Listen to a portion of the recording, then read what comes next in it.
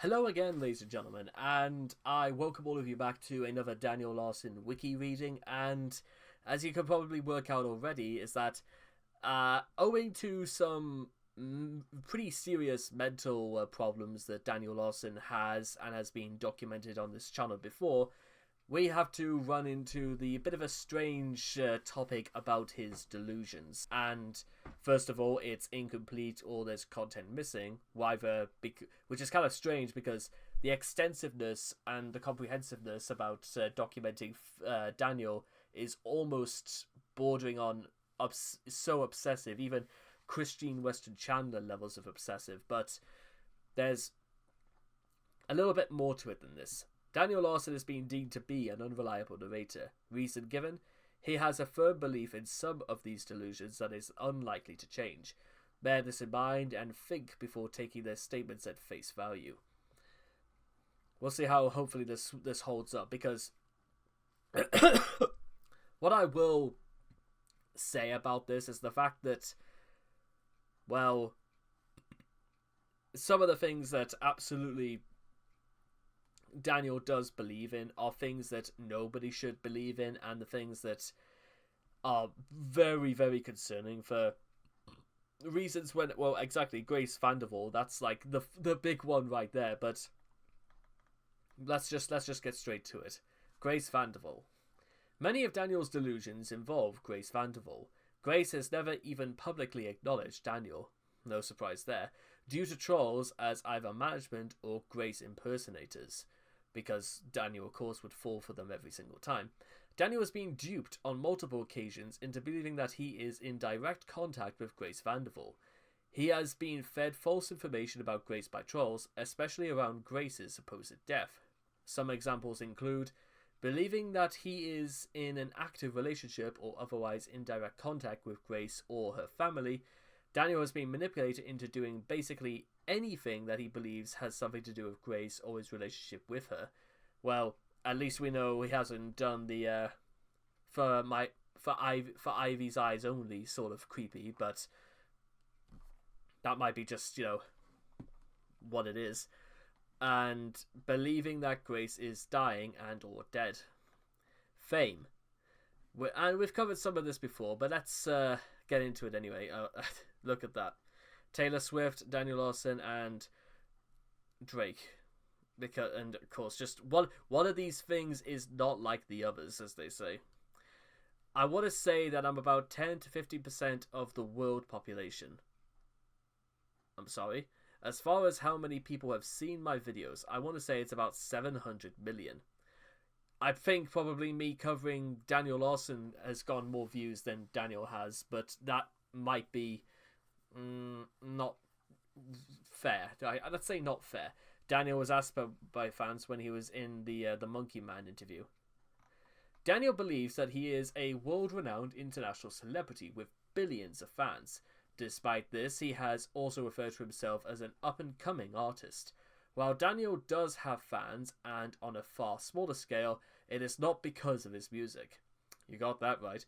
It should be noted that the hashtag Daniel Larson hashtag on TikTok has over 1 billion views, but this does not come up from people being interested in whatever music career Daniel thinks he has. To further put things into perspective, Daniel has around 12,400 monthly listeners on Spotify, while Michael Jackson has 43.1 million, and considering Michael Jackson's been dead for 15 years, Taylor Swift, the top artist on Spotify, has 108.4 million. It might take a little while for Daniel to reach the top charts. In addition, due to this delusion of grandeur, Daniel continually believes that he needs a contract with a record label or management, leading to trolls manipulating him under the guise of it being for his music career. Yeah, despite the fact that everybody's told Daniel that he can't do it and he literally cannot sing. Sad but true. Other delusions. While Daniel has other delusions, none are as famous and pivotal to his antics as the ones above. Law enforcement.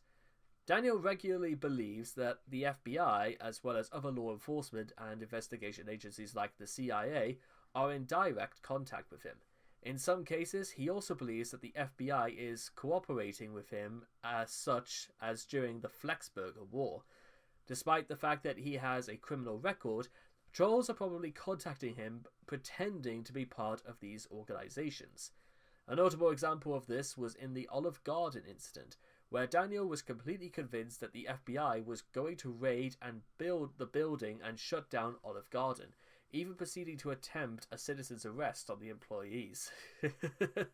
Oh god, yes, and listen, if Daniel Larson just came up to me and said that I was under citizen's arrest, I'd literally just walk past him and probably push him aside, because what exactly is Daniel Larson going to do? Because he is, let me tell you something, like, ladies and gentlemen, there's called, it's self-defense and all that, but I don't even think that would be necessary. Daniel Larson does not strike me as someone who has any authority to tell someone who is physically in much better shape than he is to now. Listen, I'll just stop there, because that's like going like low tier god levels of like pride. But come on now, there's no way Daniel is gonna get in my way in any shape or form. So there's that. Stalking. Daniel occasionally believes he is being stalked by random parties. During his time in Texas, Daniel believed he was being stalked by a homeless man, as well as by a pickup truck. That might be just Daniel's... A lot of these things scream schizophrenia anyway, but because we don't know for sure, let's not say it is, because it's a dangerous thing to have to assume these sorts of things, and I don't encourage that behavior. No way, Jose. Finances.